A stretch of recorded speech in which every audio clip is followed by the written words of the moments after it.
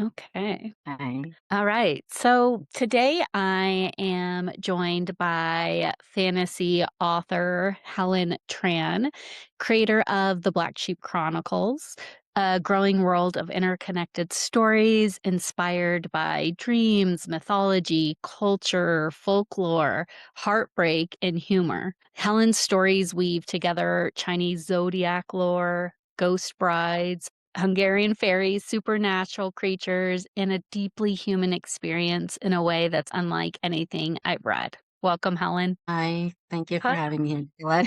Can you hear me? Yes. Yes, I Okay. can hear you great. Hi. It's so great to Okay. have you. Thank you for inviting me on this. Yeah. I have my little child in the back. I couldn't find a babysitter.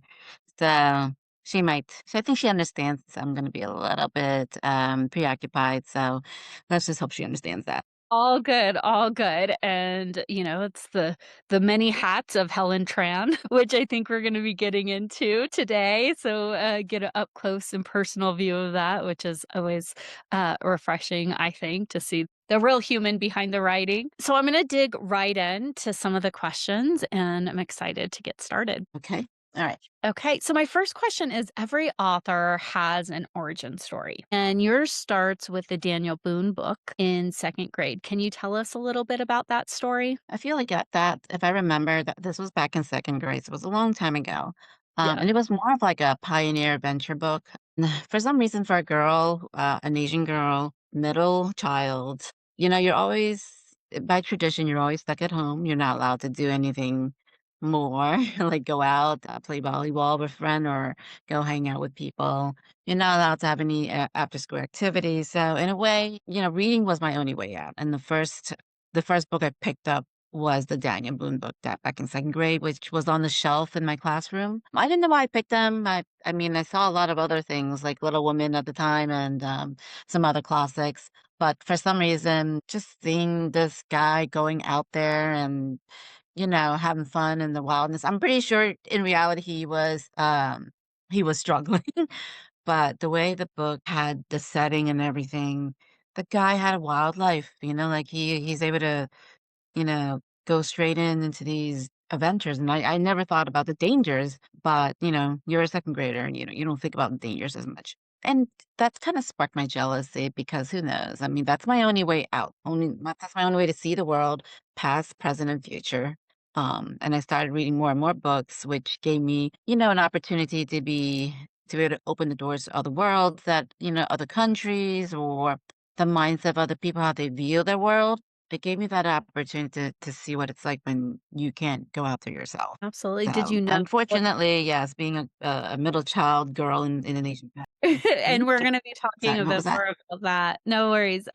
Did you know then that you wanted to be a writer? Was that something that had kinda sparked, or was that something that came along later? Probably later. I was just a reader. I mean, everybody else in my classroom were readers too. It's, I was inspired to read by another girl. And we were in an all Asian school, and I was in an all Asian family, so reading and well, being an all Asian family wasn't the reason why I don't read.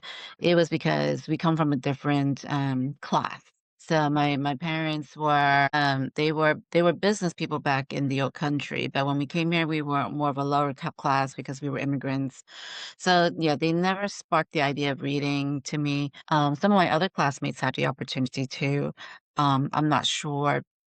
I'm pretty sure they're in a similar class as me, but because I guess it's differences in how they work and how my parents work for a living. It takes away the time for them to introduce that activity to me. But so it was my friend who actually got me into reading. And whether or not I wanted to write, that probably didn't come up until a little bit later in life. And I'm trying to remember when that was. So Sure. it was most likely, I think I started a little bit of in college. And or maybe back in high school when my German teacher asked me like, what kind of job or profession do you want to be in? And the only thing I could think of was, the become a writer, which is in German is Schriftstellerin or something. So I was Sure. like, okay, so I stuck with that. Yeah, absolutely. I was just curious if that kinda sparked, like, that, kind of adventure and imagination, but it sounds like it was, like, the spark, but maybe the idea of writing your own adventures came all around a bit later. Well, plus I didn't have enough adventures too, right? But, Yeah. there's not enough By that imagination. hey, you were kind of you were escaping into other people's worlds, right? You weren't ready to create your own yet. Not yet. Yeah. Yeah. Yeah. So you kind of alluded to it. Your parents came to America as refugees after the fall of Saigon, sorry, Saigon. You often describe yourself Saigon, yeah. you often describe yourself as Chinese-Vietnamese. Why is that distinction important to you? Mhm. It's hard to say if I'm Vietnamese, I'm not by blood. My mom was she I mean, she was born in Vietnam, but I think and I highly believe she's 100% Chinese. People like my mom, my dad are considered overseas Chinese. Definitely the Chinese is more predominant in my blood. Overseas Chinese people are the ones who are the pioneers, let's just say, who left their own country to settle in different countries and make a fortune in the other said countries. So that's what they're called overseas Chinese. And overseas Chinese, you got to give them some credit because they're the ones who actually established the early Chinatowns in most of the world because they were the ones who actually went out there. And by majority, if I remember, they're the ethnicity the ethnicity in Chinese types of overseas Chinese were the Cantonese version or Futsal is one of them too. So there's different ethnics in China that had actually made a movement to go across seas or go across countries. So Mm. the Vietnamese is important to me, even if I don't have that much in the blood, because it's still my mom was nurtured in it. She practiced a lot of a lot of the lifestyles which were both Vietnamese influence and French influence because Mm. the French colonized Vietnam. So she has that difference between from my dad type of things they eat. Mm. Sh- she drinks her coffee, he drinks tea. It's a little bit different. And when my Different dad passed influence, away, different or actually cultural. when it's not too much culture. They share the same culture. Vietnamese and Chinese are somewhat similar in the practice, so the religion and world similarities, but the difference, I guess, is in the written system. When the French took over, they changed the Vietnamese written language into more of a Latin type of written language.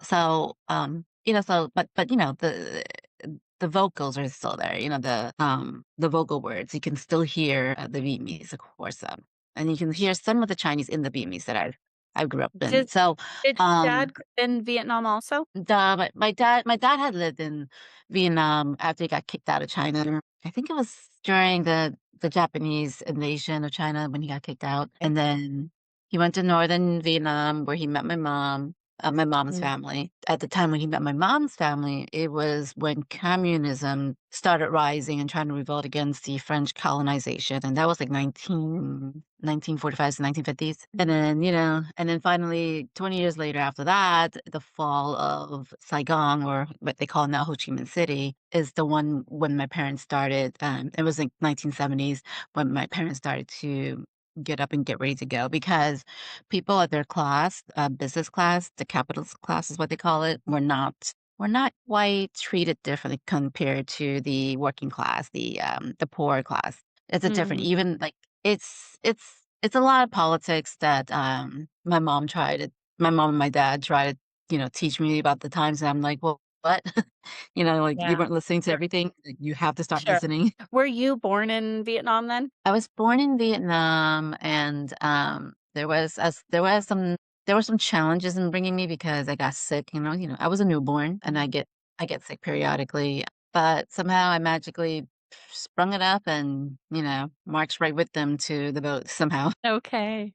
So, did you ever feel caught between cultures, having this influence, this Chinese influence, Vietnamese influence, and then, of course, growing up in America? There is a lot of challenges. I mean, it's hard to say if anyone felt the same that I did. But some of my friends who are Chinese told me, yes, like your food, like say food was never understood by different cultures, by the white community, the black community. We're totally different. We don't understand each other's food back then. This was back in like what 80s and 90s. Sure. We didn't have boba tea, so we ramen noodles was a little still kind of foreign to some people back then.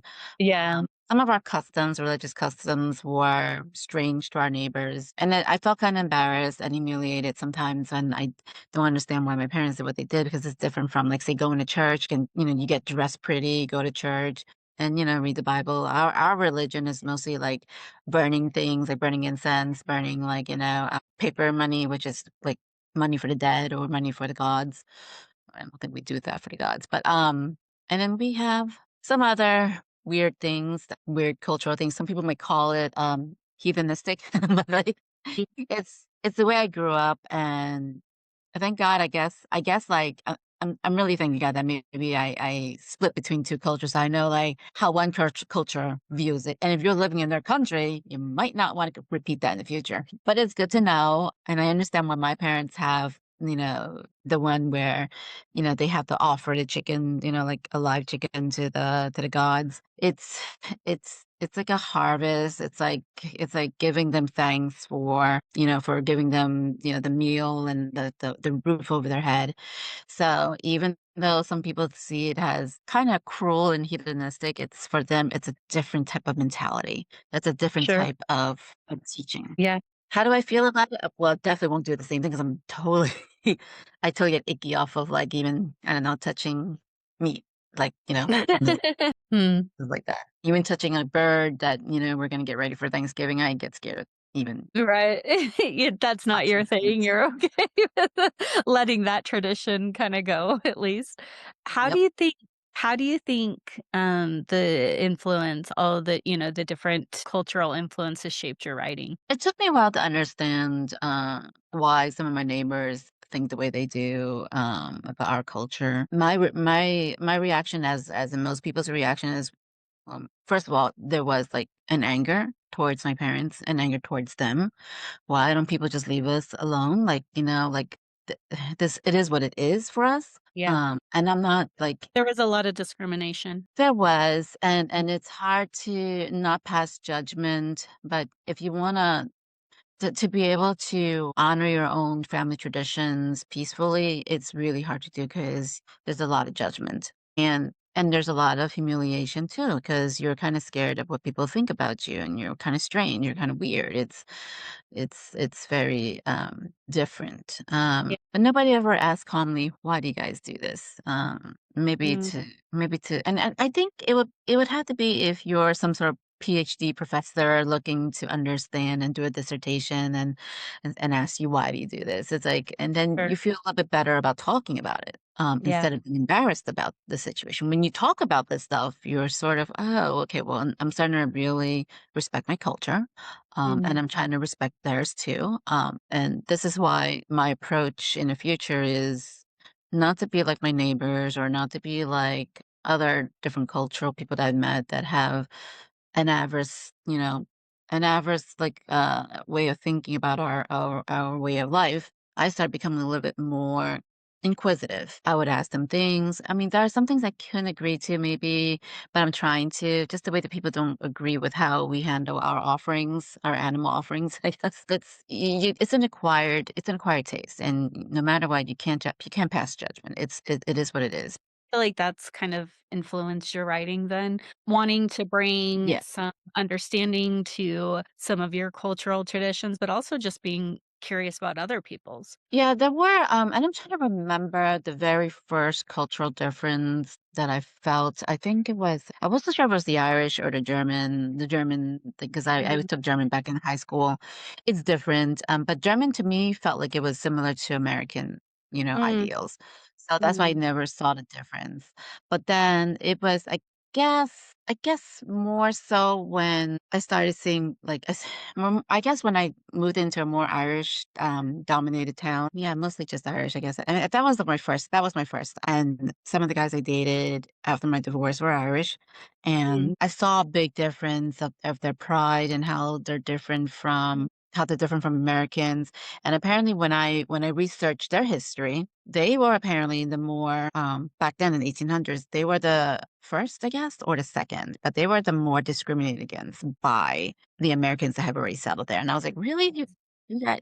I didn't realize it was like, "But you guys are the same color skin, like, you Right. and Americans were originally from parts of Europe. So I was like, Yes. but you guys must have retained something that was similar, Yeah. to be big. Why are you discriminating against the Irish? And then there were some that were the German, the Hungarians that came in, Mm, and I heard stories they were discriminating against the Germans. But this is before the World War I, World War II. mm. Some of the Germans were discriminated, and then the Hungarians were also, like, discriminated in some ways because but the thing is this, I guess it's because I don't know why. I maybe it's my thought process that was wrong because 'cause I'm thinking everyone came from Europe who were Yes. not Native Americans or Right. non-Asians. Like, Yes. those practices were passed down to you, like, but why are you discriminating the people who came in who are Mhm. newcomers from the same land? Like, I just didn't get it. And then when it was my time, to come into, contact with some of the mainlanders from China or the people who just arrived here, it is true, it is different. Like Mhm. Chinese myth from mainland China in around my time is now different from the Chinese myth that I'm understanding in America. The reason why is because Chinese myth in China are the most pure that you can get, the most pure of all stories. As in anybody's myth, like from the homeland Mm. is the most purest. But Why once you do you get to think that America, is? Because they've just been really good at passing down traditions and stories? it's not alterated. The Mhm. thought process is the same. The discipline is the same. The religious respects are the same. The monsters are all the same. Nothing was different. Nothing was morphed. I mean, except for the way they view vampires and stuff was kind Mm. of weird. But I felt like the stories that were passed down were never. They were never alternated or they were never, what do you call it, blended in by a lot. Sure. The past stories stay the way they are, which is really great because historically that's where my most of my references came from. The the the if you get the most original and the most purest stories, you have something to go with, and that's something you don't want to strip away. But by the Mhm. time you're in America, everything is blended. Mhm. Your understanding of mythology, it that's your mythology, yes, but your mythology can change the way you change, in Yeah, America. So, sure. That makes sense. So yes. I know your books include, like you mentioned, Chinese traditions, also Hungarian folklore, Slavic legends, fairy lore, mythology from several different cultures. You research each one extensively, from what I understand. Why is that so important to you? Get it wrong. I mean, Mhm. I don't wanna get, like, other people's folklore wrong because that's I'm afraid of being called cultural appropriation, but the thing Yeah. is some when I was looking to say my very first one, well, not the first, I guess, let's just say the Hungarian one came because of the first story that I read about the teacher, and I felt like, "Okay." Then I was trying to find something like a monster or a type of luck to Mm, help me carry the Black Sheep's curse. So when I was looking at for, like, some sort of Hungarian luck that, the main character is a descendant of, I saw a lot of things I never knew about. Some of their cultures is a little bit similar to Chinese, and their fairy tales were different, definitely different. But in researching the fairy tales, and I never knew this, but a lot of fairy tales, if you read them, those were from the past. And in the past, a lot of the fairy tales were centered around the farmers, because farming mm, was a very farming was the stable job for most people, not just Hungarians, everybody, like Europeans, Asians. And sure. then that's when it started clicking. I was like, oh, that's right. That the stories and the Chinese myths centered around, being, of farmers, like the irrigation system was about the whole process of farming. And, I feel like if I remember the story, some of the very old legendary emperors that were established were from a farming, society. So when I read that, when I read that in the Hungarian one, I was like, "Oh, that now that it all clicks, it makes sense." Like I always thought they were about like, kings and queens and princesses, gods and goddesses, from China to here. It's like that's what I thought it was about, the Disney versions. But Yeah. when you really read, when you really read fairy tales or folklore, whether it's Hungarian, Irish, or Chinese, the majority is centered around the farmers because That's that's where, interesting. yeah, yeah, this is That's what people were experiencing, right? That was the bulk of what the culture was experiencing. Do you ever feel like you have to balance honoring tradition while writing fantasy? I feel so because I feel like I'm gonna be judged for taking too many liberties. But then the thing is this, what is fiction if you don't take some liberties? I think even myth is taking little liberties. Sure. And if you're talking about culture and appropriation, I have to be careful with that because I don't know what's considered culture and appropriation because in a lot of our cultures for thousands of years, we took ideas from people or people have taken ideas from us. And, pizza and pasta is like, originated from China or maybe it's originated from, Mm, India. But it's a way of like how things are passed down to and influenced to other cultures. For me, I don't mean to take the stories and flip it around, but I try to stay close to like the traditions and the culture of that certain native land and make sure I don't twist it too much, but I also need to give it a little bit of a kick, and that kick is to get it into the Chinese folklore, like, get it melded in, that just the way America is the melting pot of so many things, like being turned in, turned over, we're mixing things together, our costumes have been influenced, or the way we dress, or, the mm, way we eat our food is different, and that idea came from the whole thing about food, like the General Tso's chicken, who actually made it? Was it originally from China? No, apparently it wasn't. It was made by somebody else in America or something like that, just for just for the for the Americans, And that's when I realized I like the idea of. At first, I thought it was kind of weird that like we had to change our food and our taste for the American people, but then the thing was so good. The thing tasted way better than even Chinese food. right? It's sometimes So I don't evolution mind it. can be a good thing, Yeah, right? I don't mind. I was like, good things do come out of with a little bit of, Sure.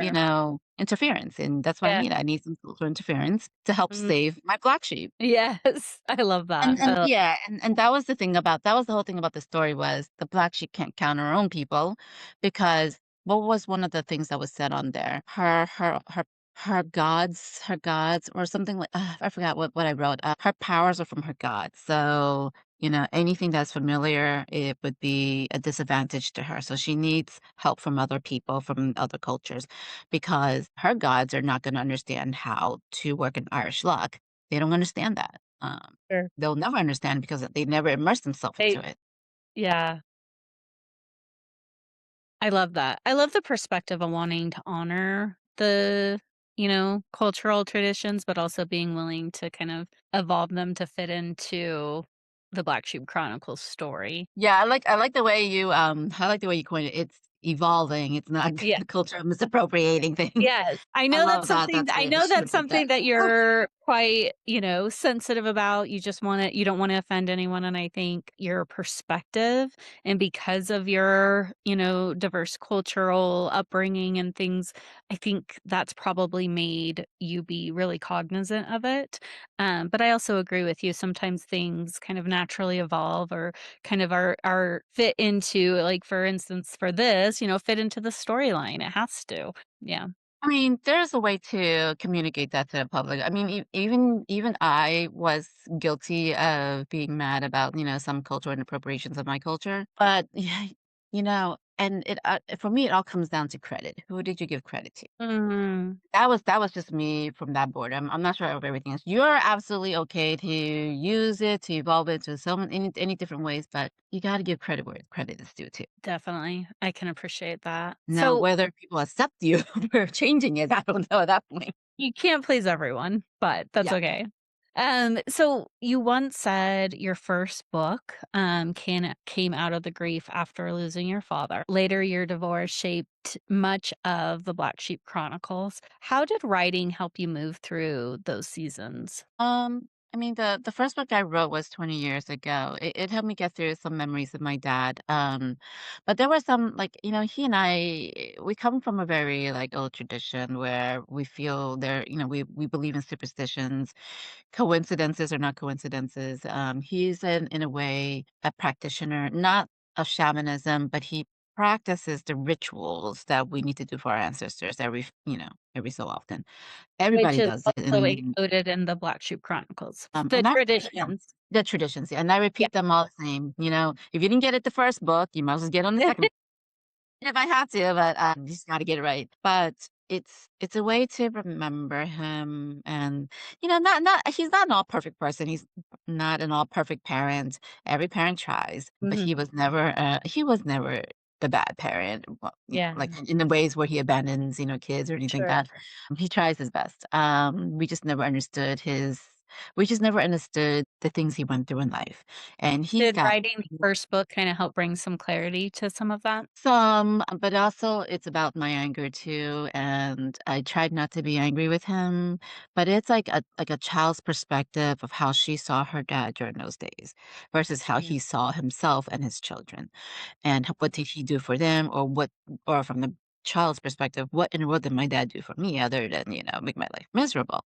So you have to tell from that point of view, um, Mm, and then you had to come back with, some of his grievances. It's really hard to understand parents who are from a different not just a different generation, but an entirely different, I don't know, what do you call it? yeah, Timeline altogether, like, and at the era, yeah.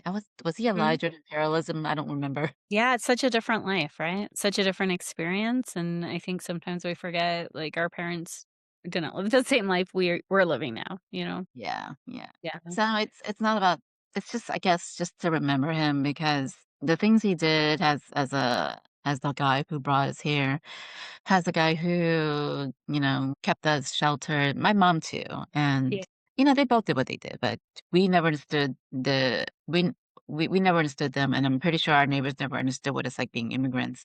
Can't blame No. anybody, it's just the way it is back then. I wish people could understand more. I wish my parents were a little bit more Americanized to understand us more, but, you can't have both. You can't have both worlds, I understand. Yeah. What about the Black Sheep Chronicles, writing that after your divorce? How did writing that help you move through that season? I never really wanted I never really thought about writing after the divorce. It never came up for that reason anyways. Yes, the divorce was a good starting point, let's just say, but it entirely wasn't the main reason. The main reason was because of my experiences in the dating world. And how, Mhm. like, you fell in love and then you fall out of love and you realize Mm, the dating world sucks, along with, the question whether or not you're able to even commit, be with someone, or if you're worth it.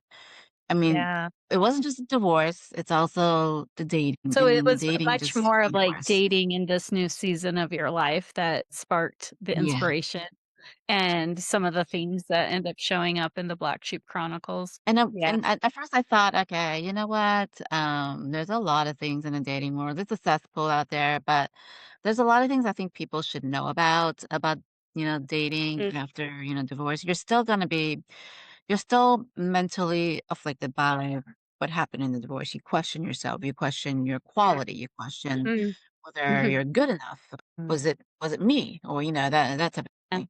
yeah, And, it's so when I wrote the first story, I couldn't remember which one came first. I know I published the teacher first, but I couldn't remember which one I actually wrote first. It was yeah, either the Irish guy or the teacher. But mhm, the reason why I wrote those is because they're funny, and, like, I can see I try to be like horror, like, I try to be like a horror writer, like, it's the yeah, superstitions and scaring people, the gory stuff. What happens, it's like it switches off, and then the funny bone comes in, and everything I read from Piers Anthony and Robert Asprin, my favorite authors, they all came back like those type of writers. Their style of writing, and their style of writing is funny. they bring a lot more laughter, and there were Yeah. some sexual innuendos, but I didn't notice that when I was a kid, when I read them. Right, and I know you have some of the similar things in your book. Yeah, yeah, yeah. Yes. Yeah, I think I really followed them in so many ways I didn't know about, but yeah, I tried to write gory. I tried to write, like, if I was angry and stuff like, you know, Mm, "This person, I'm just gonna rage that person in," but then it ends up not to be like that. I could never I mean, I may have skipped over things like, "Well, then they passed away," but I never went into how because, right. it never comes to me. It's like it's a blockage, but, like, everything Yeah. else is more comedy, Mhm. and I'm glad. Relatable. Yeah. Yeah, yeah, like, it's at first I thought, "Okay, am I trying to make people understand these guys that dumped me? Like, am I trying to, like am I trying to morph them into some sort of hero? Because I feel like that's what I was doing if you read any of them. Mhm. It's like, no, they're human, and it's not Yeah, boys will be boys. It's just that, like, some things out there about their way of life made sense because they probably knew things like this do happen. You're disappointed with long-term relationships and all that stuff. Like things that your parents had told you all came to be like not true. You're going to get your pension or your social security someday. It might not be true either. You worked this yeah, hard. yeah, And then you go into their mindset because women like me don't understand. We thought things would just fall for us and, fall in our laps that really easily. We don't have to work so hard for it. But mm, once you get into those mindset, you understand where some of those guys come from. But although it doesn't excuse them for being jackasses or another human being, but right, but you still kind of you can hold kind of both truths that being human is like complex and there's nuances to it, and we should do better sometimes, right? not to say women are any different. Yeah, We also have we have done our own some complexities yeah. and flaws, yeah. Yeah, and you can read all that. You can read the main character. She had her flaws, as well as the guys that who were involved with her had their flaws. And Yep. everybody's just once you have those people with very flawed things, the whole world is really screwed up. And this is the reason why it's funny towards the end because they Yeah. make so many mistakes. A lot of puns were came up pretty funny. But yeah, nobody's very godly in a way. Mm, They're not always yeah. right. Let's just say. They're all just but genuinely pretty much doing the best they can. They are there, and I Yeah, mean, I mean, I may have my little, like, problems with them, let's just say in the book, yeah. but in the end and a lot of people that I've dated, I may have a lot of problems with what they did, the ghosting and all that stuff, but then it's like, "You know what? I do it too." Will do, yes, I hear you. And I try not to, but I totally maybe it's just me, I forget them after, like, I forget to call them because 'cause I'm busy with my kids or I just Sure.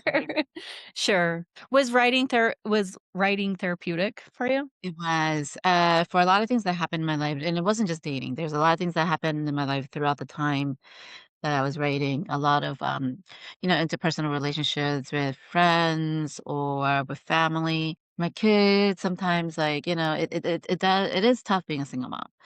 So Mm. sometimes when I write, when something's come to me, I write as fast as I can. It takes me to a different world, and I Does it usually do bring that at night. clarity to, like, different circumstances or from it? It wouldn't be related to what was going on at the time, Mm, definitely, but it was just stories I always had in my mind, like, what it is I feel like it gives me the emotions I need, like I told you a couple of times when I wanted to write this Slavic story, how am I mhm. gonna approach it? What's the mood of the main character, and how should I tell it from his point of view, from somebody else's point of view, their point, whatever. And it took me a while until I realized the one common theme that I wanted this Slavic story. There's 2 Slavic stories. The first one is, that was where I was struggling with, and I didn't know how I was gonna tell the story. I have the plot, I have Mm, the ending, but how do I make them connect toward the yeah, reader to understand it? yeah. And for me to understand the Slavic story, I have to understand my traditional home story. And Mm. some and I told you before, I'm only able to take a foreign folklore, a foreign myth, and to dive into it only if it connects somehow to the Chinese culture. And Mhm. luckily for a lot of the ones that I wrote that I thought about writing, Slavic or Hungarian, they're very well connected. Like there's some things There's like a lot more overlap than you might expect, right? there's some, not all. It's very thin, Mm, like, that like, say, for a Slavic, in a Slavic story, the color red is important to them just as much as it's important for us in the same exact way. In Hungarian, it's the person's name and what it means is the same thing as the way it's important to the Chinese Okay. and how it's structured. So Hmm. I pick those points and then I go with it. And another, when I go with it, everything opens up like an entire world opens up for me to write. But I can't take a lot of liberties, a lot of liberties in talking about their gods because I don't know the character of their gods. I can't feel them or understand because they are definitely very foreign. I couldn't find a common denominator between me and the Chinese folklore with their folklore when it comes to the deities. It's really hard. Mm. Some are similar, but you have to really connect it. It's like an architecture. You have to find the right connection. You have to find the right It's tool. is that a personal decision that you want it to align before you include it? No, no, it never did, like, with the Hungarian and the Irish folklore, that it never started with that, but what it did was when I started writing about, the Hungarian fairies, there was this thing that I had to look and how I was looking for names, names Mm, for characters in Hungarian. mm, So, I usually do that when I'm looking at, like, how did people name their children back in, the old ages and stuff. So I was researching, okay, give me an old name, and then all this came out how the naming structure is so similar to the Chinese structure, but and very different from the American structure. And I was like, mm. "Oh, I saw What's that." the structure? What's the Chinese structure and then Hungarian? So, with Or was it both Hungarian or Slavic? Sorry. it was Hungarian. I'm not sure about the Okay. Slavic. I haven't really Yeah, researched that. okay. So Hungarian when they introduce their names, they introduce their family name, which is their surname, and then Mhm, they introduce their given name. It's the same mhm. thing as the Chinese. The Chinese Okay. we introduce our family, Oh, us as our that's family name first. first. Yeah. Okay. Hmm. So like, I would introduce like Opposite if I of American, which is our given name and then family name, right? yeah. Yeah, no, the only reason why that happened was because I'm trying to remember they were from the Hungarians were, largely, an ethnic group that came from the what was it? The not is it the Caucasus or near the Siberian border? But it's so similar that, it's Hmm. somehow they must have I'm trying to remember the whole history of, like Influenced somehow it influenced the yeah. new structure. That's really interesting. I'm trying to remember it was because they carried it from the Mongolian raids too, or I mean, How there was something that happened there. have you enjoyed the research part of understanding these different cultures? I did, 'cause it just opened up my eyes to a lot of things, and now when people talk about how strange, like, say, people announce Mhm. their names, how this Eastern European or person announced their names, I was like, "No, that's just the way it is because of the way they're This because of is you have the that dates to history, right? DNA." Yeah, their Yeah. history, yeah, their history is fascinating, and, Mm, you wouldn't believe it, and, I met a friend's boyfriend who is Slavic, mm. and he and I got into a lot of, like, stories about, like, what I was researching, and he was telling me, "Oh, yeah, this that happened to" like, I was like, "Oh, cool." But I didn't ask him whether or not he and his family still, honor the old traditions, they honor the folk traditions. They're probably but it all depends, if you're pre or post-Christian in the pre or post-Christianity range. Some right now, a lot of people I've heard that many of the younger age are going back to paganism, like, the neo-paganism ways because, in most of Eastern Europe, they're more influenced by Christianity, and that Mhm. was about less than 1,000 years ago. So, Mm. the ones that I wrote were about pre-Christianity and, how, Yeah. the introduction of Christianity sorta was a battlefield between the pagans and them, so it's in the lands, so it was a Yeah. lot of history reading. I'm It's sorry, just no, that's perfect. It sounds like it's opened up your world so much too. Just oh, your yeah. understanding, your like kind of like your own kind of roots and ancestral cultural influence, but also like the influence of these other cultures and characters that you bring into the story. No, I loved it. it was so mind-opening, and this is why it's lovely to be it's really wonderful to be in America because you get a blend of Mhm. a lot of different cultures who can talk to you about this, and, Yeah, in certain places, like, if you are in Vietnam or China, you don't get a lot of different ethnicities, you sure. can't reach out to a lot of people. You don't get the influence of getting to visit with your, friend's boyfriend who's also happened to be, Yeah. Hungarian and also, based on a character you're writing, so I totally get that. And it's the same thing with belly dancing and learning Hindu classical dances. Like, Yep. if I was in a country that was not America, where it's like everybody's of one race and one tradition, one culture, I probably wouldn't have known to enjoy and love, belly dancing and some of Mhm. the, classical dances of India.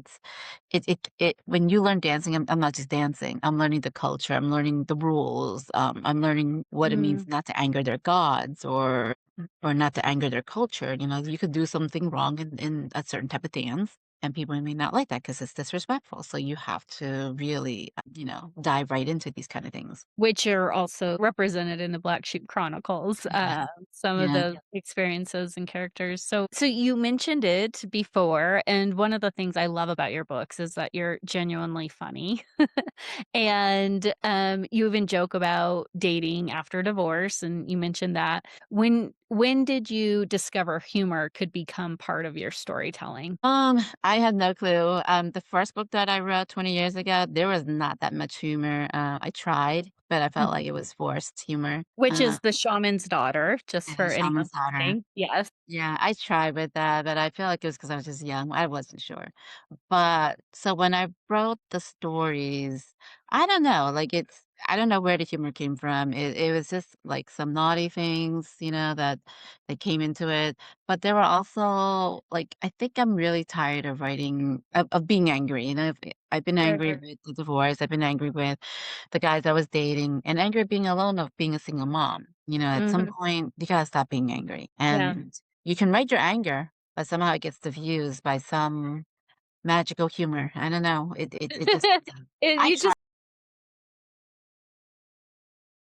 I try to be serious. I try to, like, find gore or, like, like, I'm going to these, like, occult, vendors and horror vendors, like, those type of conventions to sell my book, Yes. and I'm reading some of theirs, and I'm like, "My book is not that gory." It's like, "What's wrong?" I think it's, like, more ironic in some Yeah. ways, and, it's very deep in places, but then there's this kind of, like, humor and just kind of making like, seeing the light, like, the light side of it and just kind of making, like pointing out the obvious in some ways, to be honest I with you. try. But I Yeah. also wanna be like I also want to make sure and this is the part of me that's a mom, I wanna make sure I put in some, do's and don't do's, like, Mhm. especially if my kids are reading this kind of stuff. I think maybe, young, but, I don't know when they're gonna be sexually active, but I remember and if you remember in my story, I make sure, Mhm. okay, if a guy is going to buy you a vibrator because it's your birthday, you wanna make sure that nobody used it prior to that by looking Right? at a recent receipt or something like that, and I was like, like, it's a good advice, Yes. I don't These think are things anybody's that no told one has really like, no one tells us. these are things that must be told. I feel like we're Yes. just going blindly out They there, should like be told, but no one talks about it. right, yeah, Yeah. and I still wasn't sure if buying someone a vibrator was an insult for a girl, but, Betsy's a different type of person. She has a different personality. She'd be like, "Oh, cool, at least he bought me a gift." It probably I mean depends on the person, I think, yes. honestly. So you have Um, to know your partner really well, like, if it's offensive or not. yeah. But yeah, it was strange, but, Do like, you you see the humor in that. yeah. Do you think readers recognize themselves in your stories? I don't know, I didn't get a lot of huge readers yet or reviews yet. Some people can relate, but you don't know. You don't know if people I always thought people might find it offensive because I'm struggling with, writing about arguments with the God. Like, do you still believe in God afterwards, with the Mm, divorce and the way life was given to you? Do you still mhm. believe in dating and marriage? All of those come into play. So, do those would those actually somehow click to my audiences, but in a more fantastical way? Maybe, yeah, I mean I think a lot of I mean, I think a lot of women especially who've gone through divorce or, an ending of a long relationship or life just not men and women, honestly, life not kinda turning out the way I think, a lot of people can relate to that. I just wasn't sure if I was the only woman that write this kind of stuff where, like, you talk about from a woman's perspective about divorce, but you do it in a Yeah. funny way, right? Like, we do I did it in a funny way, but I don't know if there's a lot of women writers who do that. Mhm. I read a lot of romance novels written mostly by women, Yeah. and, it's a It's lot more different. decorum. Yeah, it's more Yeah. refined. Yeah. And has it changed since? I don't know. So this is a call to anyone watching this is go read the stories and then leave a review. Let us know if, the stories, do you recognize yourself in some of these stories? Do you relate? We'd love to hear about it. So you described yourself as a daydreamer. You even say many of your stories arrived before you knew what they meant. What does the process actually look like? That's kind of funny. Recently, I have a friend who asked me the same question, like, "How did you come up with all these stories?" And I was like, "I don't know." I mean, like, I daydream all the time, and I think I have I'm a chronic daydreamer, and, like, sometimes I get images or, like, when I see something on the road, it's like a kaleidoscope. I see so many different variations of a storyline that can come from Mm. that particular view. Yeah, Do or they like if I like scenes or do the characters come first usually? everything I thought about or everything I dreamed, if I had thought about a character a long time ago, or, let's just say if I thought about, "Okay, what do I do with this blue ball?" Or, and with a red triangle, whatever, leave it there for, like, a year or 2, and and then somehow I see something that can connect both the blue ball and the red triangle together, Okay. and I was like, Mhm. "I see it, okay, it's always there, it's just, I just was never be able to fuse it before until now, so I saw this one thing in the middle of the road." Yeah. It happens like that, and that's how my stories is, like, How the do you know parts which ones become stories in books? it depends how it flows, like the story of the boba tea, I Mhm. never thought of using the boba. It was supposed to be a pirate story to begin with.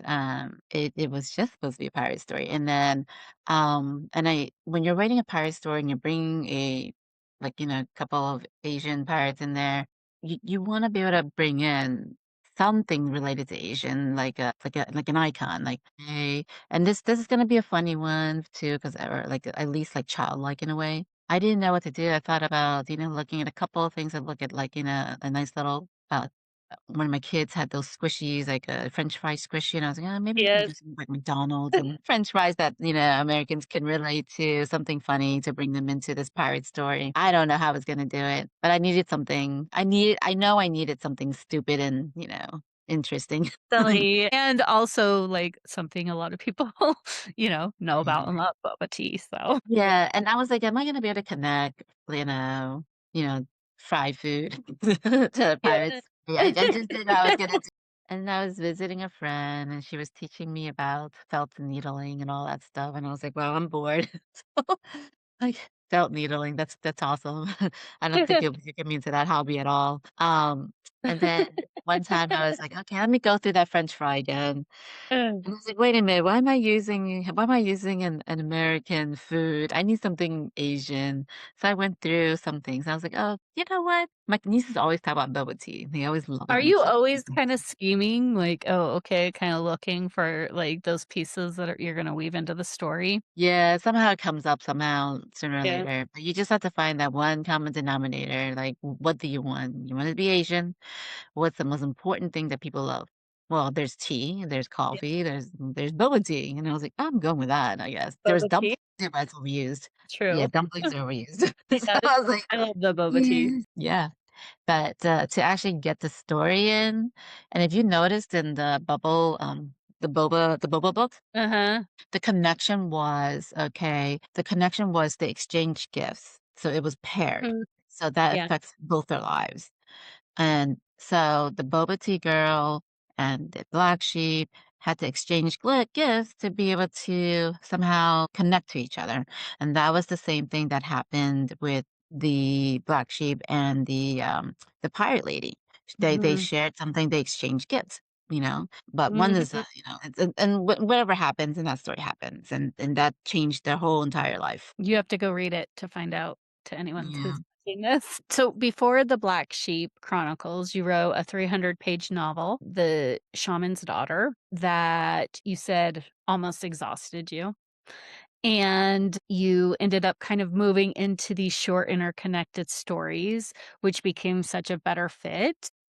How did that shift kind of happen, and what was the kind of progression of that? Well, thinking about writing another, say, 200, 300-page book, I it kinda put me down a little, like, I was Mm, just put off by it, and then I had certain stories I was like, I didn't wanna use the same point of view for the next 300 pages. I'm mm, sorry, I'm not Charles Dickens or, mm, the who's some of the famous writers. yeah, Like, I mean, I'm not like, what do you call those prolific writers. I'm not Stephen King. It's mm, impossible. My stories will burn out before I even, like, write them if I have to do it that way. I hate writing from the same point of view. I hate writing from the same person. And some of the stories I don't wanna keep the same plot. It's not gonna be the same plot. It's like and it's hard to actually meld all these things in that was in my mind when I thought about the Black Sheep. The Black Sheep is gonna do a lot of stupid things, like she's gonna get involved with the Irish luck. She's gonna have some motorcyclist fling who gets on her nerves and somehow brought in the gremlin luck. And somehow I'm gonna bring in I knew I was gonna bring in the pirate story. I always wanted to do a pirate story, but how well will I do it? I'm not mm.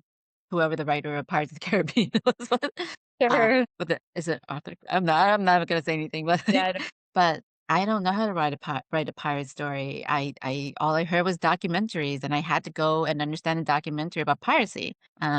But honestly, to write a pirate story, that's impossible for me. I'm not even at sea full on the boat pirate book would be or yeah, yeah, or the yeah. wars and all that stuff. Did you feel creatively free writing kind of the short interconnected Yeah. stories? Yes, yes. When my friend told me about, "Well, why don't you just do a collection or an anthology?" I was like, "Say what?" You're He like, was like, "Wait, "Just do short stories." I mean, is that where the inspiration came from to yeah, write the short stories?" Hmm. yeah, my friend, I gave him a dedication on the first book. God, it wasn't for him. It wasn't for him, that those stories will never be written. I'll be stuck on, like, I'll be stuck with the same stories, but how do I connect them as a 300-page novel? Right. Like, I don't know how to do that. I'm not I'm Was not Do you think that world building easier to do in It short is. stories? I didn't know that's what it was. I didn't until you told me what it was, or was it somebody else? It was my editor who started that, and then you repeat the same thing, and I didn't know that was what I was doing. Yeah. I didn't realize I was building a world. I was just writing, and I wrote What surprised you about doing it that way? that I just kept doing it, that it never stopped.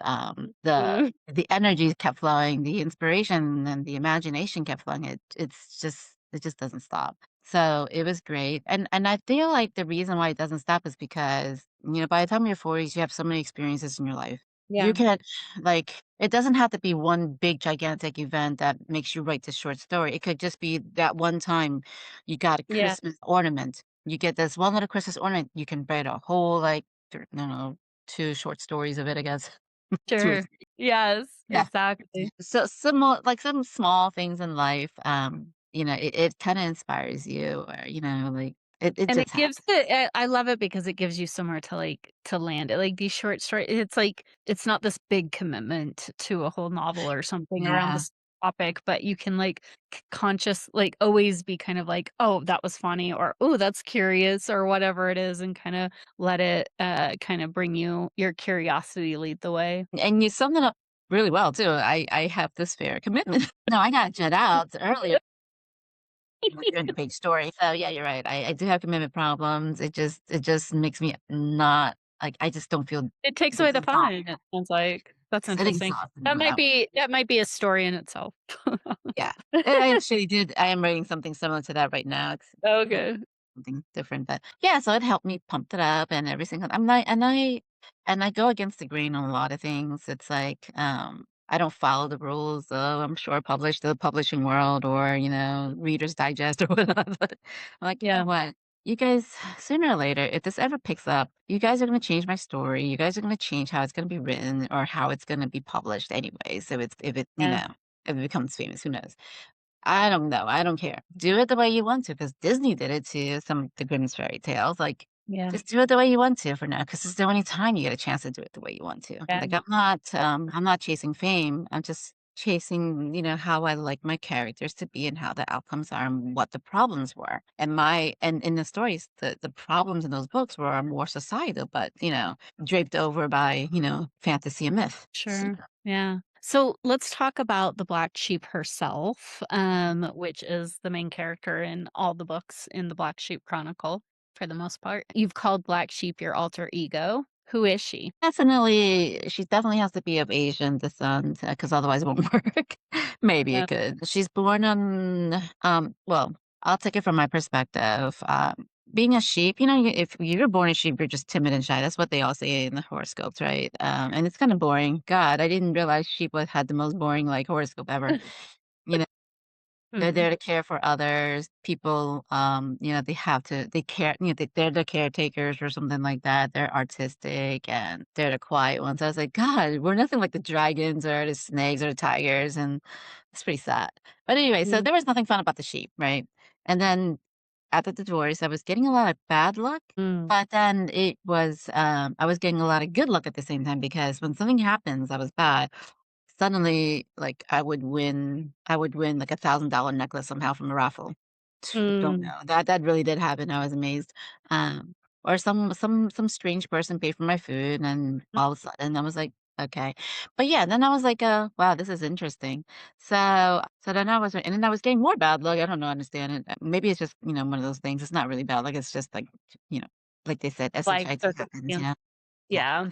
Like, things happen, and then, Yeah. so I was trying to, like, come up with a horoscope to see if, like, if anything good's gonna come happen to me sooner or later. Oh. So I went into a sheep, and I was like, why am I getting so much bad luck as a sheep year?"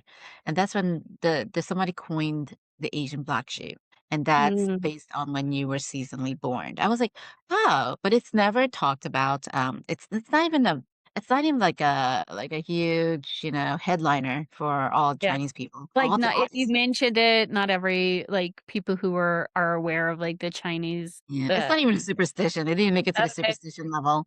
okay. It was just like, they always Kind try of to, like. a little unknown fact Yeah. almost. Yeah. I guess it was just they're trying to reconcile, like, what happens if you're born and you always get this bad luck and you're like, "Oh, crap," you know? So somebody would reconcile and say something, "Oh, because you were born in harvest year, that's when we slaughter sheep, and so that's why you're getting lots of bad luck. Oh, fortune and fame are gone." And then, they say, "Okay, how come what happens on the spring?" In the spring, "Oh, we love you guys. We fatten you guys, you guys are like gold to us," like, that's when the luck comes out. I was That like, that's yeah, interesting. nobody knows about this, and I don't even think a portion of Chinese people or Asian, descent know about this too.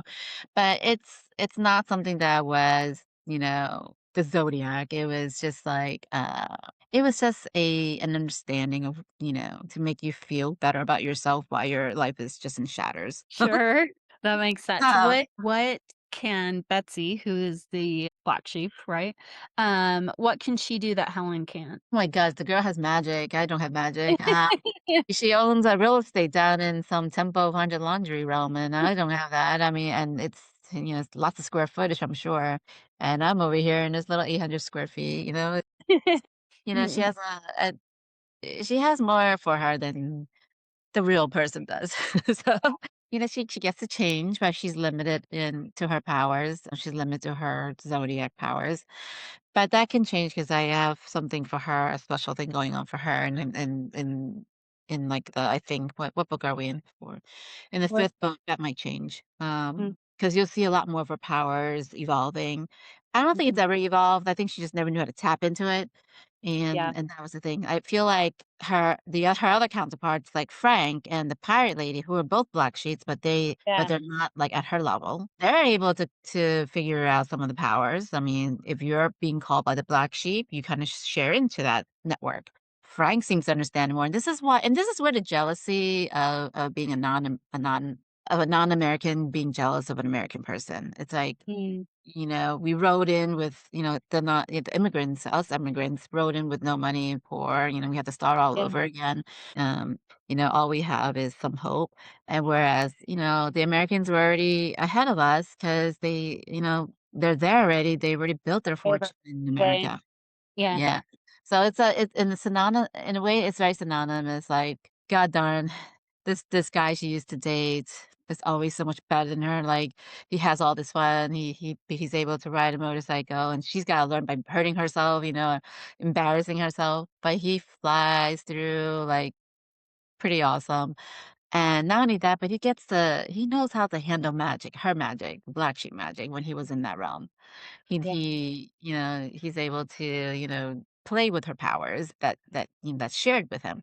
And this is why I like the fact that I gave him that ability to be jealous about. I like the fact that she's jealous of him in that character yeah, because it tells you Betsy always wanted to be like him or like a mm, guy or do the fun things that Asian girls who are told to stay home, take care of their parents. Asian girls like that can't do that. They're yeah, limited, and they're limited in their teaching, so nobody teaches them anything. It's hard to actually reach out and do the things you wanna do. yeah. And so he, in a way, is her jealousy factor. She's She and could also kinda her permission to kind of explore some of those things. Yeah, yeah. So it's an underlying meaning. I mean, there's a lot of meanings behind my books, and I don't know if everybody would catch it, but Yeah, and I'm hoping that people don't think it's racial or anything like that. But it's the I thought of a person, it's the thought of a person who's an immigrant in the eyes of the immigrant, and seeing what could have been if she was American from the start. don't think that anyone's I think that part of the irony is because you're so, culturally considerate, you really it's at the front, it's come up Mhm. multiple times as we've Yeah, worked together on this series, and that I think it's almost ironic because it's like you're giving people a glimpse into these different cultures and these different understandings, but because you're so, like you're very, cognizant of the fact that you don't want it to be offensive or misunderstood, mhm. that I think it's almost ironic because you have such a emphasis on it, which I can appreciate, and also, like, if you're not willing to share these perspectives, who's gonna, right? Yeah, and you have to remember everybody's human, and you're gonna have human emotions. Yeah. If you don't actually at least show some of it, then the book is not Yeah, anything authentic. no one's gonna wanna yeah, it's not gonna be people aren't gonna enjoy it as much. They're not gonna connect. Yeah. What does the black sheep represent? Feel like the black sheep is a representation of freedom, by escaping not all the tradition. Mhm, Just she likes to keep her tradition, her religion, but to an mhm, extent where it doesn't prevent her freedom. Freedom of mhm, being a woman, freedom, like, because you know how it is. You're locked down by your status. That if you're divorced, your status is like low. yeah, Or like if you're not married, your status is low. What's wrong with you? Why can't you get a man? That type of thing. yeah, And yep, no matter how and in my story, the she's a rich girl in a way, she makes her own money. yeah.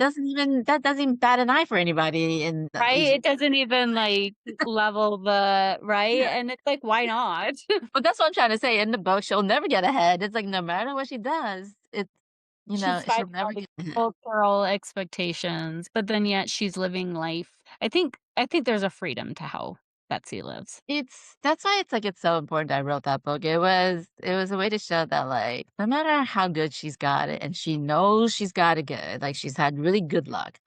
She Mhm. does have good luck, but the bad luck is what's it's chasing her. It's the gods, it's the Yeah. traditions, it's the family societal traditions are chasing her, and it is those things that she's tied to. She can't shake it off. Those are the bad luck that are always cursing her when there's other things she can, when there's Like, other regardless things. of how much success or luck in other areas of life, like, Yep.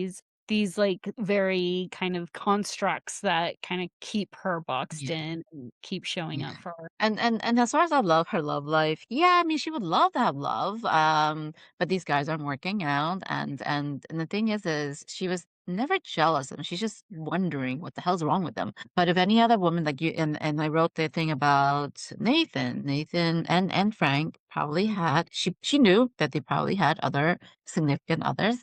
She didn't really care because in the end, it's like I don't know. She was never jealous of these guys or these girls having those guys. She was jealous that the guys have those freedom, the Yeah, freedom to and enjoy not life. not having these construct or these, like, limitations Yeah, within, like, these yeah, expectations that just keep kind of, like, haunting yeah, her. yeah.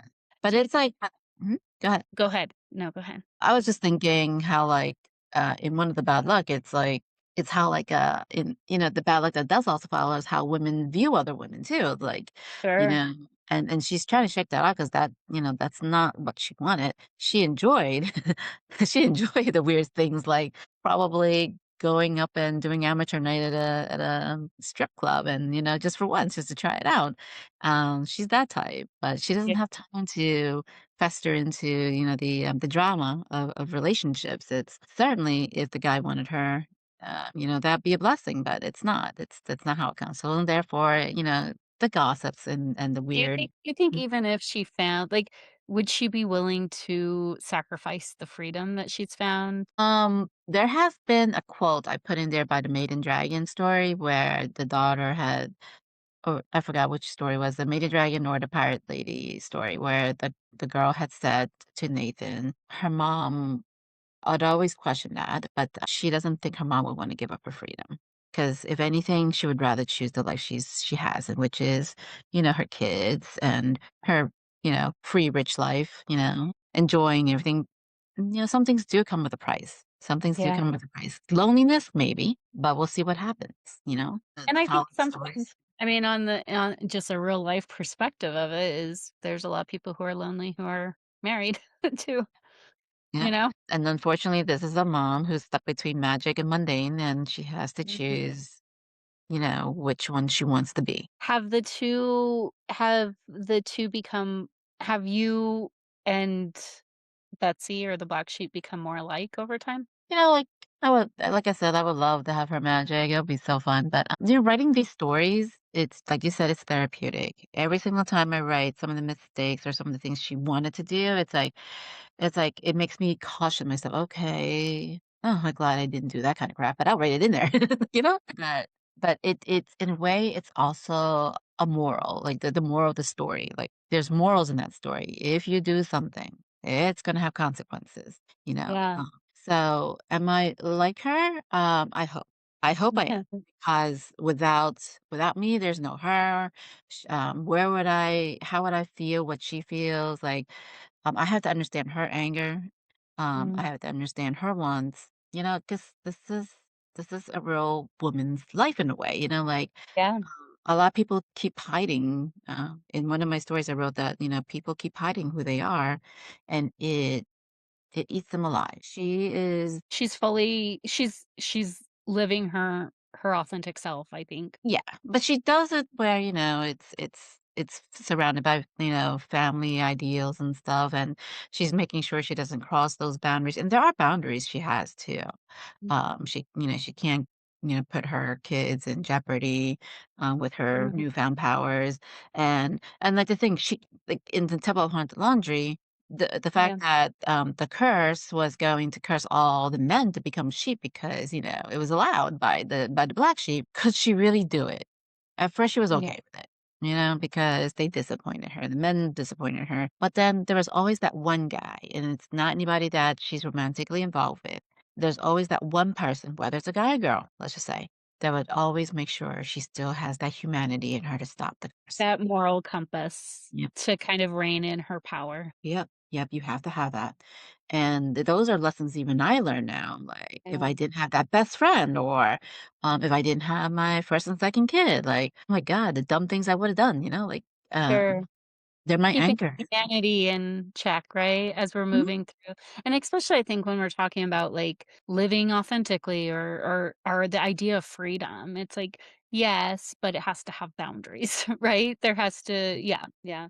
And I have to say, like even at my age, I'm not free from mistakes. I'm not free from stupid blunders. These are new things that you walk into because this is the first time you've done something stupid.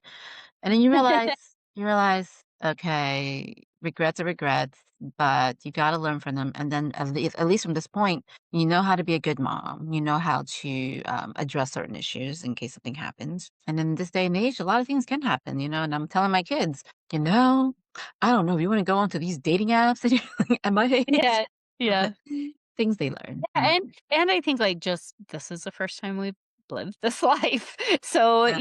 even as adults, yes, we sometimes we should know better. Sometimes we don't know better yet. And then it's like you said, just we have to learn and then, hopefully not keep repeating the same mistake because that's kinda where things get, a little redundant or like, "Okay, this is just me being not looking at, like, what reality or whatever." You joke that you didn't discover your funny bone until your 40s. What changed? Wasn't sure. I felt like the absurdity of dating, all the anger I've had from relationships, from divorce till now, anger of being a single mom. I mean, like, it's nobody's fault.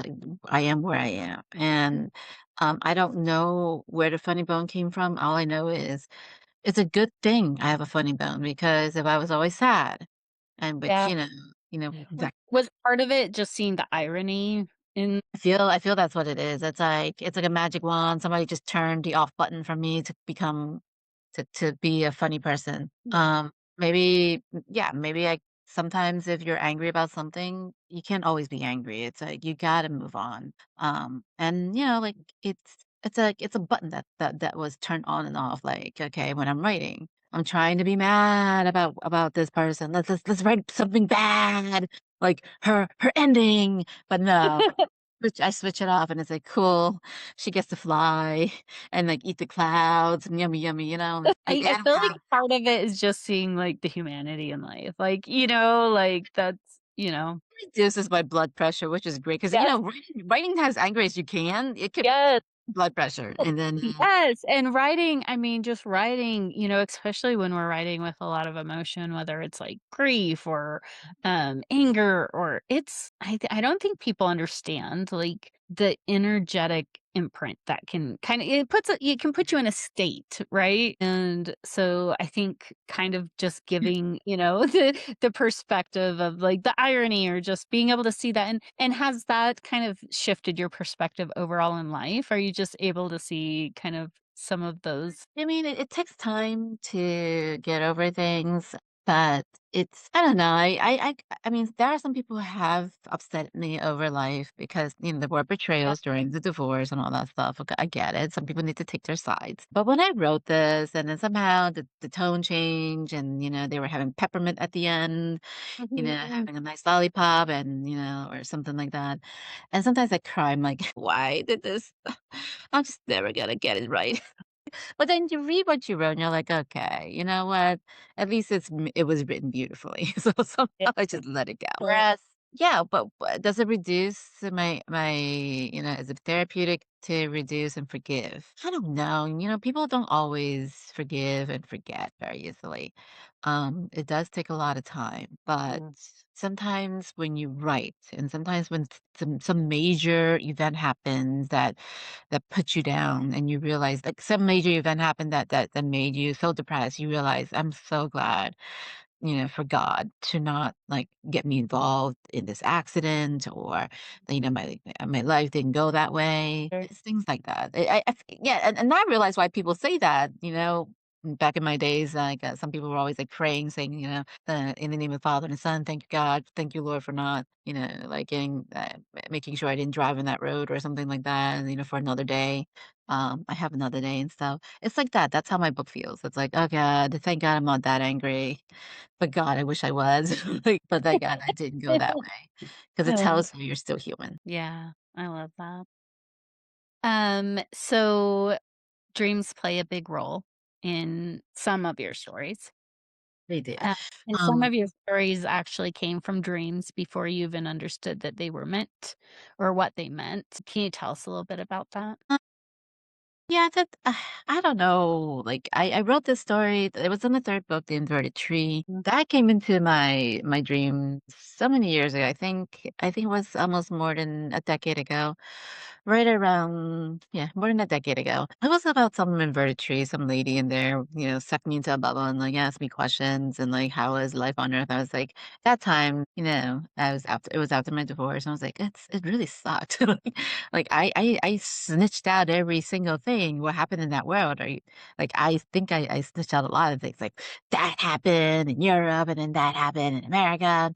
Da da da da. It was a fantastic ride. I didn't even hear what I said. I just knew I Do you have, like, a dream journal? Or do Um, well, for particular ones, that one just stuck in my head and like it never left. So it was one of those few dreams you remember very distinctly. the inverted tree is in laundry lore for anyone who's listening. Yeah.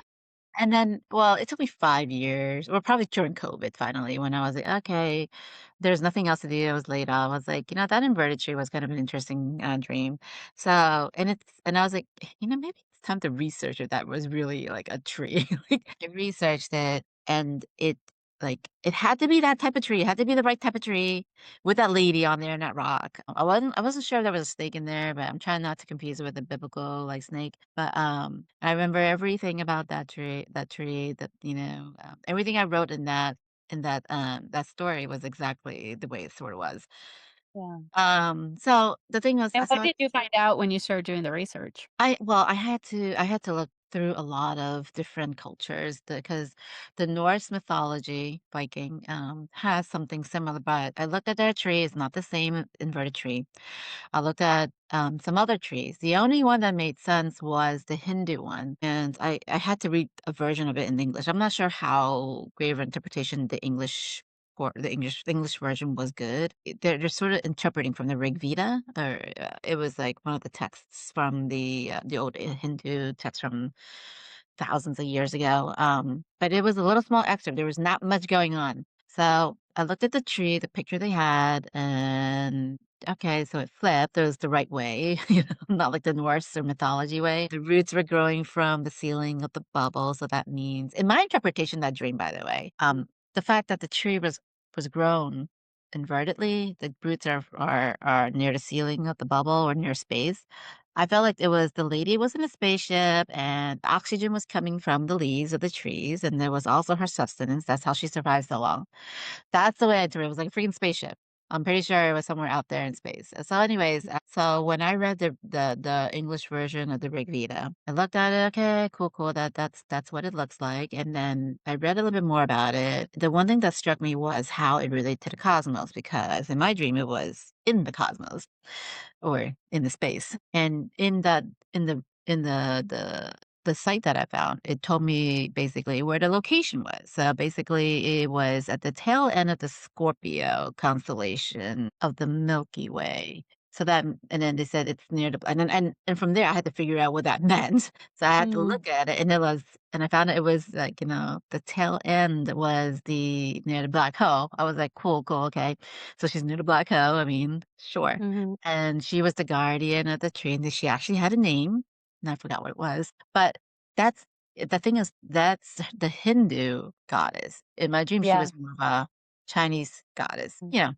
Whichever way, like, I guess at this Yeah. point.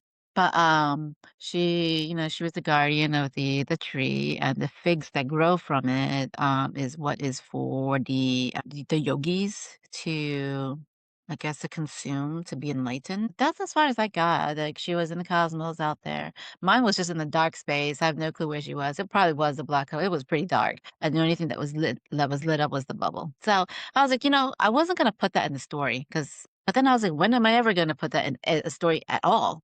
In anything. Right.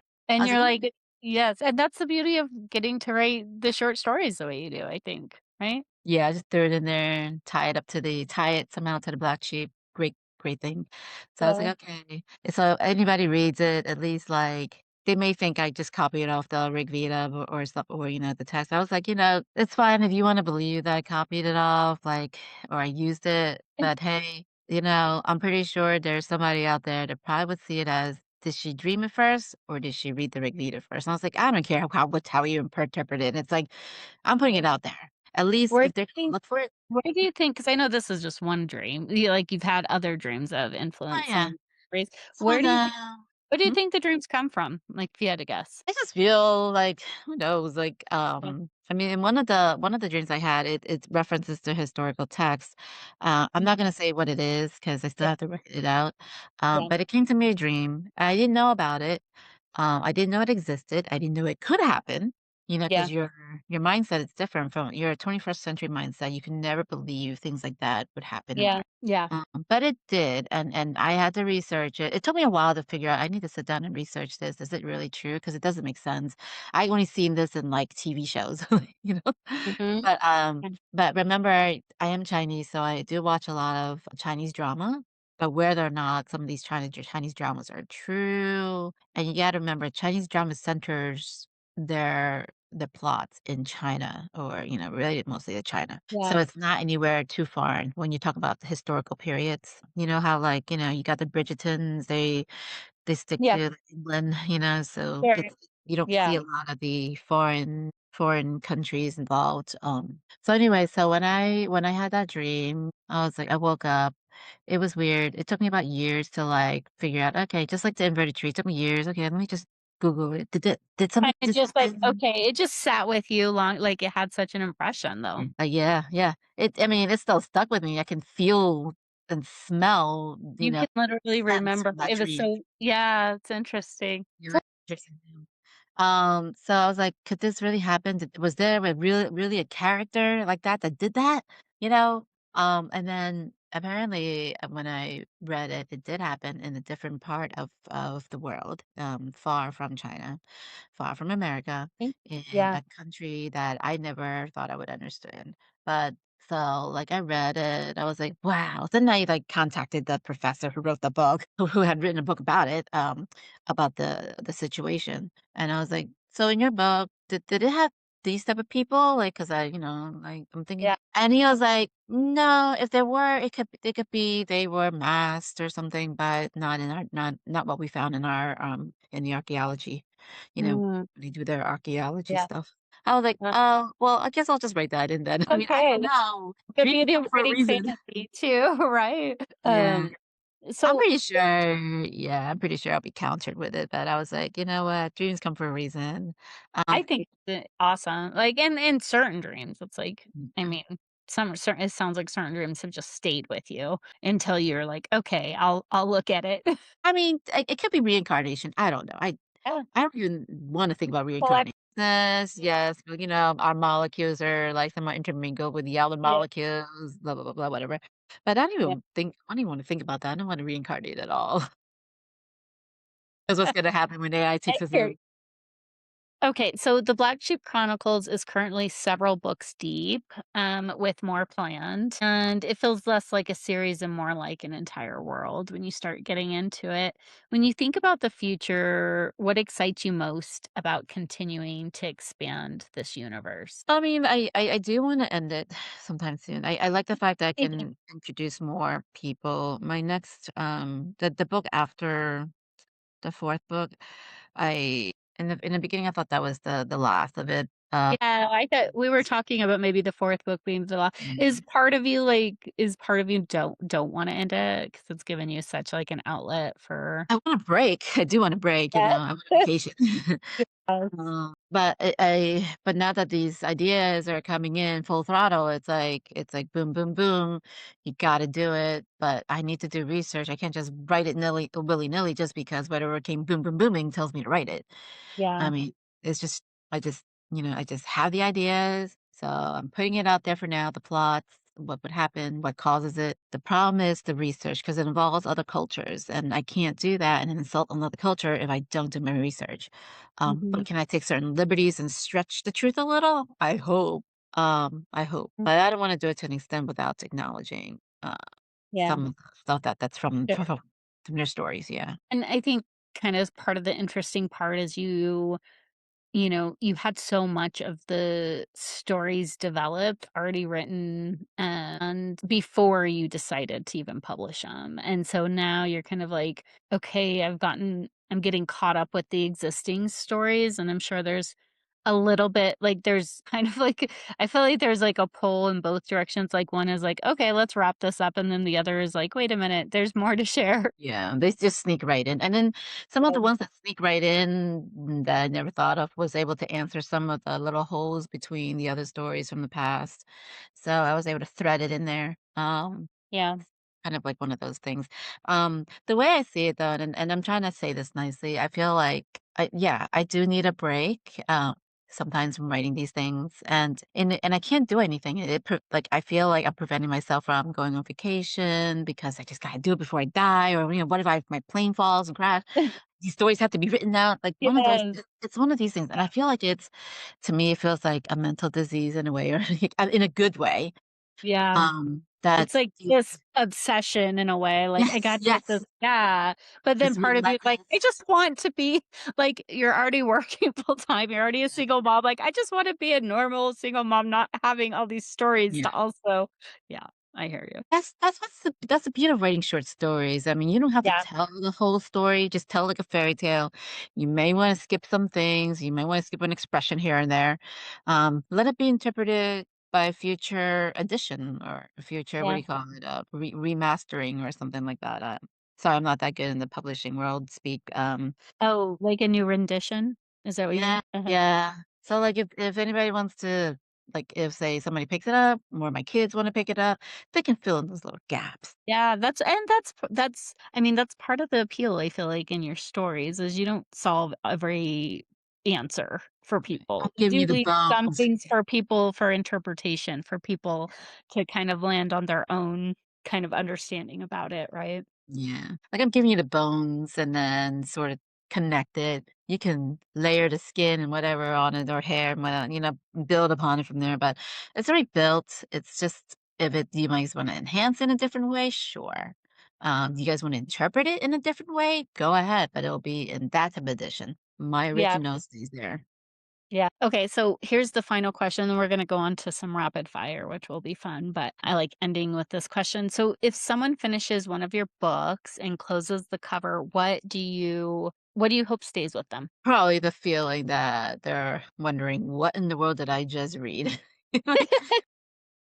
It's so different, Yeah. do I understand Chinese stories more or less? Do I even understand how the Irish look worked with the story more or less? Like, it would be more of like, Kinda it's more curiosity, opening up the curiosity, more like blown away in some ways, like, in a good Yeah, way.